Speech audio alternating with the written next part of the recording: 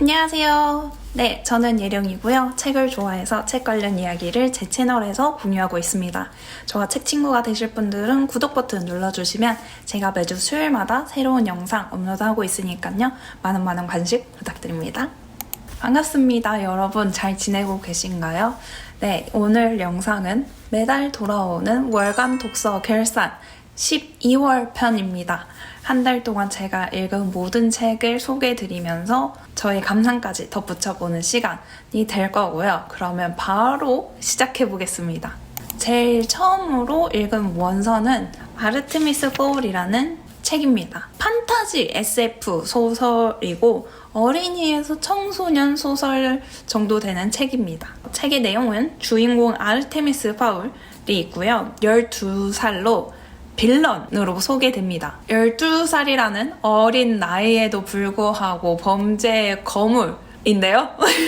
아르테미스가 이제 자신의 목적을 위해서 납치를 계획하고 그리고 실행에 옮기는데요. 이때 납치한 인물은 바로 인간이 아닌 요정인 거죠. 현대 배경이지만 요정 세계도 숨어서 존재한다는 설정, 세계관이고요. 이제 인간들은 요정들의 존재조차 알지 못하지만 아르테미스는 요정 존재 실마리를 찾아서 결국에는 납치에 성공하게 되는데요. 이 납치에 성공하게 되면서 그 요정들과 그리고 아르테미스 간의 대립을 그린 그런 소설입니다. 주인공 설정에서 보이다시피 굉장히 중2병스러운 설정이 난무합니다. 근데 소설의 배경, 소설의 세계만큼은 흥미롭다는 건 부정하지 못할 것 같아요. 하지만 주인공이 범죄자, 심지어 납치를 행하는데 그거를 딱히 권상진학으로 끌고 가지 않는 것 같더라고요. 저는 아직 1편만 읽었지만 그래서 그게 좀 저한테는 마이너스가 된 부분이었습니다. 정말 어린 친구들이 읽으면 중2병 걸리기 너무 쉽겠다 라는 감상이 든 소설이었고, 영어 원서로서 접근을 하자면 문장이 비교적 되게 간결하고 호흡이 짧아서 읽기에는 쉽지만 아무래도 판타지 SF적인 설정이 있다 보니까 단어가 좀 어려운 단어가 많습니다. 저 같은 경우는 검색하지도 않고 그냥 이렇게 넘겼는데, 그래서 판타지 원서 경험이 없다면 조금 어려울 수 있지만 판타지 원서를 들어가려면 이 정도 난이도에서 시작하는 것도 나쁘지 않겠다라는 정도의 원서 경험이 되겠습니다. 이 책은 이 정도로 넘어가고, 그리고 다음으로 읽은 책은 연여름님의 장편 소설인 달빛 수사입니다. 2021 한국 SF 어워드 한나관 과학소설상 수상, 2022년 예스24 독자 선정 한국 문학의 미래가 될 젊은 작가 연여름 작가님의 감성 추리 로맨스 소설. 책의 내용은 게임 회사의 법무부에서 일하는 변호사 선우가 주인공이고요.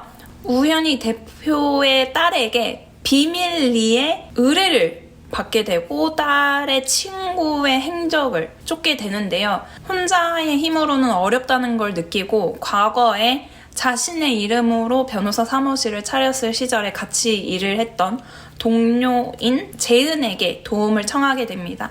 네, 재은은 특별한 능력, 사이코메트리라는 초능력을 가지고 있는데요. 사실 그 재은과 선우는 과거에 좋지 않은 이별을 했는데 그 과거에 처음에 같이 만나서 알게 되던 시절의 이야기와 지금 현재 대표의 딸의 의뢰를 받고 딸 친구의 행적을 쫓는 현재가 교차되면서 과거에 무슨 일이 있었고 지금 현재의 일은 어떻게 되고 있는지를 풀어가는 아주 몰입감 있게 쓰여진 소설입니다. 이 달빛 수사라는 이름은 선우가 다니는 회사의 게임 이름이기도 하고요. 본업이 있거든요. 선우도 그렇고 재현도 그렇고 본업은 따로 있고, 대표 딸의 의뢰는 이제 본업을 하고 나서 퇴근 후, 그러니까 저녁이죠. 그러니까 밤이 되겠죠. 이 밤에 달빛이 떴을 때 수사를 해나간다 라는 의미로 가진 달빛 수사라는 제목 같습니다. 이 책 제목의 영향 때문인지 소설 읽는 내내 뭔가 달빛의 마법에 빠진 듯한 느낌을 주는 책이었어요. 이 책은 꽤 재밌게 읽었고요. 가볍게 읽을 소설로 되게 좋아요. 사이코메트리라는 초능력이 나오기는 하지만 사이코메트리 초능력으로 인한 긴장감보다는 과거에 무슨 일이 있었을까? 아니면 이 친구의 행방은 어떻게 될까? 주는 긴장감이 더 컸던 소설입니다. 그리고 로맨스가 주된 이야기고요. 제가 요새 좀 심각하지 않은 소설을 읽고 싶었는데 딱 그거에 맞는 소설이었어요. 그렇다고 너무 뻔하거나 가볍지도 않으면서 그렇게 심각하지 않은 저에게 딱 좋은 긴장감과 재미를 준 소설이었습니다. 그리고 다음으로 읽은 책도 영어 원서인데요. 리사 핍스의 스타피쉬라는 책입니다. 이 책도 어린이 청소년 소설이고요. 이 책은 청소년 문학의 노벨상 2022 마이클 프린츠 아너상 수상작입니다. 책의 내용은 몸무게가 많이 나가는 13살의 엘리가 주인공인 소설이고요. 엄마에게는 강제로 비만, 지방 제거 수술을 강요받고 학교에서는 큰 몸 때문에 놀림을 받기 일수인 엘리의 있는 그대로의 나를 사랑하는 법을 배워가는, 알아가는 과정을 그리는 소설입니다. 시 형식으로 쓰여져 있는 소설, 운문 소설입니다. 정말 제가 추천드리는 소설입니다. 원서로도 추천드리고 그냥 소설 그 자체로도 너무 좋았던 책이에요. 운문소설이라 그런지 글도 너무 아름답고요. 그리고 이 담긴 이야기도 너무너무 아름답고 마음 아픈 이야기들로 가득합니다. 한 장 한 장 정말 마음 아픈 말들과 소중한 말들로 가득한 책이었어요. 저는 진짜 원래 잘 울긴 하지만 이 책을 읽으면서 진짜 계속 울컥울컥해서 너무 감정적으로 벅찼던 그런 소설이었습니다. 주인공인 엘리가 뭔가 더 이상 상처받지 않기를, 이대로 무너지지 않길 바라는 마음으로 정말 간절하게 끝까지 읽었던 기억이 있고요. 이 제목이 스타피쉬잖아요. 뜻을 알고 저는 또 조책맞게 울었는데, 이 스타피쉬가 세상에서 자신이 좀 작아진다고 느껴질 때 이제 팔다리를 쭉 뻗어보자. 그러니까 이 스타피쉬 모양으로 팔다리를 쭉 뻗어서 세상에 내가 이만큼이나 차지한다라는 그런 행동을 말하는 거거든요. 그래서 엘리가 이제 뭐 놀림을 받거나 마음의 상처를 받고서 뭔가 이렇게 작아질 것만 같을 때 팔다리를 쭉 펴고 난 이만큼이나 커 스타피쉬 이렇게 하는 건데 운문소설이라서 그런지 글 양이 많지도 않고요. 어려운 소설도 아니라서 정말 영어 원서로 읽는 것도 추천드리는 소설입니다. 여러분, 우리 모두는 있는 그대로 아름답다. 정말 그걸 아름답게 마음 아프게 표현된 그런 소설입니다. 그리고 다음으로 읽은 책은 아무튼 시리즈고요. 김초연님의 아무튼 SF 게임입니다. 김초연님은 유명한 SF 작가님이시고요. 어릴 때부터 게임을 좋아해서 모니터 속 세계에 푹 빠져 살았다 라고 소개됩니다. 이 책은 김초연 작가님이 오랫동안 사랑해왔던 가상세계에 대한 애정을 고백하는 책이라고 소개되고요. 제가 아주 흥미롭다고 생각을 한 작가님의 생각이, 작가님이 경험했던 그 게임의 세계들, 게임 속 세계들이 현실과 다른 허황된 세계라고 생각하지 않으시고 현실 위에 층층이 포개져 있다고 생각하는 점인데요. 그러니까 게임 속 세계는 가짜고 여기만이 진짜다라고 생각하는 게 아니라 그 층층이 포개진 세계들은 언제든지 겹쳐질 수도 있고 흩어질 수 있다라고 생각하는 점인데요. 뭔가 설득력 있다고 생각했어요.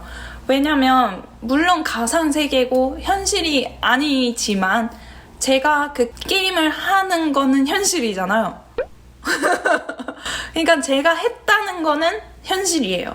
게임 속 세계가 비록 만들어진 세계일 할지라도 제가 그 속을 경험했다는 거는 현실이니까 정말 현실에서 겹쳐졌다고 생각하면 뭔가 이해가 잘 되는 것 같더라고요. 저는 잘 설명하지 못하겠지만 책에서는 아주 잘 설명되어 있습니다. 책은 이제 게임의 어떤 점이 좋은지 그리고 게임의 영향력에 대한 이야기도 하는데요. 이 게임의 영향력 이런 부분을 읽으면서 저는 나보다 먼저 고민해본 사람의 대답, 결론을 읽어볼 수 있어서 저는 정말 좋다고 생각했습니다. 저는 게임을 그렇게 많이 하지는 않는데 게임을 잘 하지 못해서 그래도 취향에 맞는 게임을 발견하면 좀 오래 붙잡는 편이거든요. 근데 이 책을 읽고 나서 갑자기 게임이 너무 하고 싶어서 정말 오랜만에 또 스타듀 밸리에 빠져가지고 지금 한창 플레이하고 있답니다. 그런 효과가 있다는 점 주의하시고요. 그리고 다음으로 읽은 책은 문모카님의 돌이킬 수 있는 라는 소설이고요.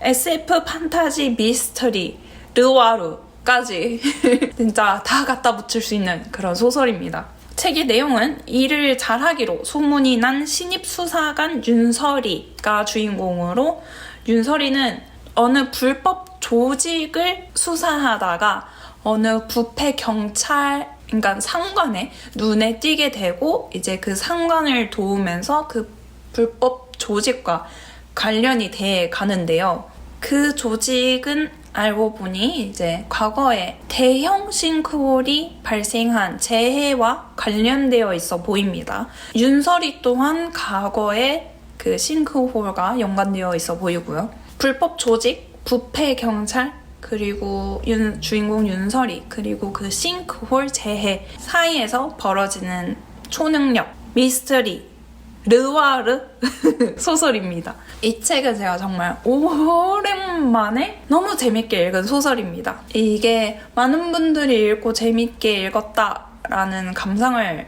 남겼다는 거를 어디서 많이 보곤 했는데 왜 사람들이 그렇게 재밌게 읽었다고 했는지 알 것 같은 그런 소설이었고요. 제가 찾던 그런 소설이었어요. 그렇게 무겁진 않지만 그렇게 가볍지 않은 그런 소설입니다. 저는 장르 소설, 판타지, SF 이런 소설을 읽을 때 가볍게 즐기는 마음으로 읽기 위해서 시작하거든요. 그래서 이 책도 가볍게 시작했는데 정말 책을 덮을 수 없었다라는 표현이 정확합니다. 이 책은. 처음에는 저는 줄거리를 잘 안 읽고 책을 시작하는 타입이라서 처음에는 이게 무슨 얘기가 진행될까 감이 안 잡혀서 좀 진행이 더뎠는데 이게 초중반부터는 진짜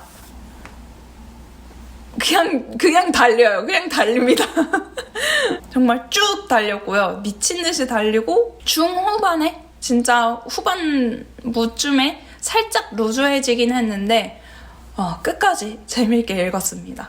이게 설정된 세계도 정말 색달라서 좋았고요. 진행도 너무 좋았어요. 스포를 하지 않기 위해서 말을 많이 하진 않겠지만 네, 재밌었습니다. 개인적으로는 이 주인공 윤설이 말고 다른 인물에게도 이제 정이 좀 들게끔 그 인물에 관한 에피소드 이런 거를 더 풀어줬으면 더 몰입이 되지 않았을까, 더 설득력이 있지 않았을까 싶긴 한데 그게 들어가면 책이 더 길어지기 때문에 이 정도가 딱 좋은가라는 생각도 들긴 하고요. 그런 아쉬움이 있긴 하지만 충분히 재밌었던 소설입니다. 다른 걸 기대하기보다는 내용이 재밌다.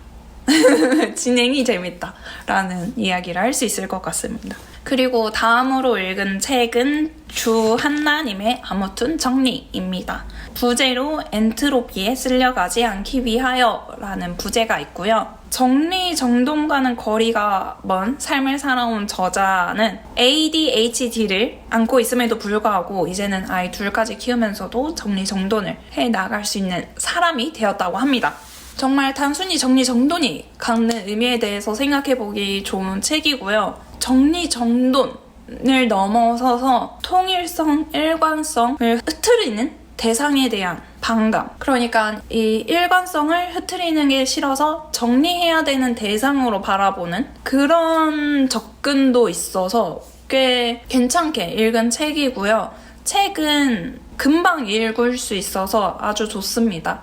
그리고 챕터가 굉장히 짧기 때문에 정말 읽기에 전혀 부담스럽지 않아요. 보통 정리에 관한 책이라고 하면 정리를 정말 잘하는 사람, 그러니까 곤도 마리에님 같은 어떤 정리 베테랑 이야기를 기대를 하잖아요. 근데 이 책은 전혀 그런 게 아니고 정말 현실감 가득하고, 그래서 더 공감이 되고 정리에 대해서 생각해보기 좋은 책이었다고 생각합니다. 네, 이렇게 12월에 읽은 6권의 책에 대해서 소개하며 이야기를 나눠봤는데 어떠셨나요? 이제 2025년이네요, 여러분. 2025년에도 저도 그렇고 여러분도 그렇고 재밌고 유용한 책 많이 만나길 바랍니다. 그럼 봐주셔서 감사하고요. 저는 또 다음 영상으로 찾아오도록 하겠습니다. 안녕!